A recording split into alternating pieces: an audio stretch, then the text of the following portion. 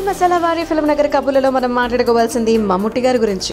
చివరి శ్వాస వరకు తాను నటిస్తూనే ఉంటానన్నారు మమ్ముట్టి గారు. భాషతో సంబంధం లేకుండా అభిమానులను సొంతం చేసుకునేటువంటి మమ్ముట్టి గారు రీసెంట్ గా ఒక ఇంటర్వ్యూలో మాట్లాడుతూ తాను చనిపోయే చివరి క్షణం వరకు కూడా నటిస్తూనే ఉంటాను అని చెప్పి, నటించిన తర్వాత తన నటనను అందరూ ఎప్పటికీ గుర్తుంచుకునేలా నటించేటువంటి పాత్రలు ఆయనకు రావాలి అని కోరుకుంటున్నారట. సినిమాలకు విరామం చెప్పే ఆలోచనలు తనకు లేవని, నేనేం అలసిపోలేదు, నా చివరి శ్వాస వరకు నటిస్తూనే ఉంటాను, అలా చేసిన నేను మరణించిన తర్వాత నన్ను ఎంతో కాలం గుర్తుపెట్టుకుంటారు మీరు, అది చెప్పలేను కానీ 1 సంవత్సరం లేదంటే 10 ఏళ్ళు గుర్తుంచుకుంటారు, అది కూడా చాలా కొద్ది మంది మాత్రమే నన్ను గుర్తు చేసుకోవచ్చు.